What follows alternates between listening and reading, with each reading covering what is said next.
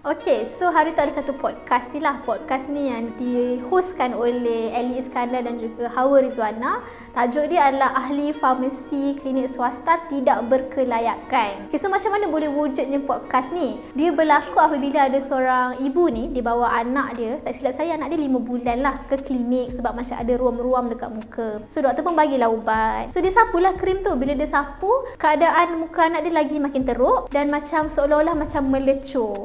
So benda tu jadi macam viral lah, viral kat Twitter kan, kat Facebook. Lepas tu kita yang pharmacist ni, bila kita tengok, kita tahu ubat yang diberikan tu adalah sejenis steroid, dan steroid ni kita tahu ada steroid yang sesuai diberikan kepada kanak-kanak dan juga ada yang hanya sesuai diberikan kepada orang dewasa. Jadi macam mana steroid yang percentage dia agak tinggi tu boleh diberikan kepada kanak-kanak tersebut lah. Bila jadi macam tu, ramailah orang yang mempersoalkan sama ada ahli farmasi dekat klinik swasta ni semuanya tidak berkelayakan ke? Sebab setahu saya lah, kita di hospital kerajaan, klinik kerajaan dan hospital swasta, kita memang ada pegawai farmasi di kaunter pendispensan, tetapi tidak di klinik swasta. Klinik swasta selalunya yang bekerja di kaunter pendispensan tu adalah pembantu klinik ataupun mungkin pembantu klinik yang mempunyai diploma dalam apa-apa bidang lah, mungkin bidang kesihatan ataupun bukan. Tetapi memang kita tidak ada pegawai farmasi yang memang bekerja di kaunter pendispensan. Saya tak pasti, kalau mungkin ada certain klinik yang menggajikan farmasis, tapi kebanyakannya tidak. Sebab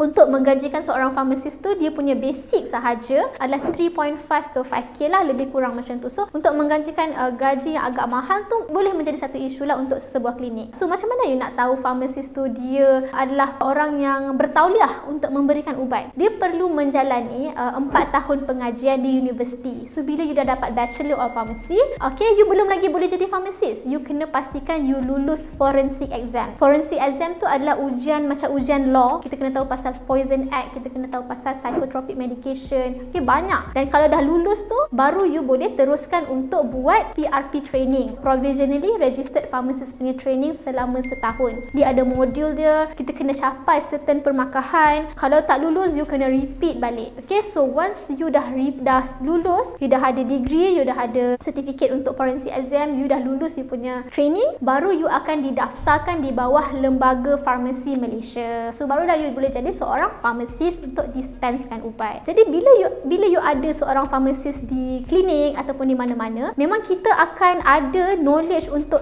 screen prescription tu. Okay, sebab kat sini kita bukan nak menyalahkan mana-mana pihak. Contohnya macam apa yang berlaku pada pasien kanak-kanak tadi tu. Okay, kita tahu mungkin kadang-kadang doktor tu tak perasan steroid ni tak sesuai diberikan kepada kanak-kanak, dan pembantu klinik pula dia tak ada ilmu untuk mengetahui which steroid yang boleh, which steroid yang tidak. Kat situ dah datangnya peranan farmasis untuk kita screen, untuk tengok sama ada dos ni adalah dos yang bersesuaian ataupun tidak. Jadi bagi saya tidak adil lah untuk kita kata farmasis yang bekerja dekat klinik swasta ni semuanya tak bertauliah, tak berkelayakan. Sebab apa? Yang berada di situ sendiri adalah bukan seorang farmasis. Okay? Dan juga saya nak tekankan bahawa kita sebagai seorang pesakit, kita berhak untuk tahu ubat apa yang kita makan. Macam mana nak makan ubat ni? Apa kesan ubat ni pada kita? Okay? Kita berhak untuk tahu. Jadi kalau you dapat ubat di klinik, okay, make sure you tahu nama ubat tu. Sebab kita memang dapat komplain daripada pasien yang kata dia tak ada tulis pun nama ubat. Kadang-kadang tulis ubat sapu je, tapi tak tahu apa nama ubat sapu tu. Jadi you sebagai pengguna, sebagai pesakit,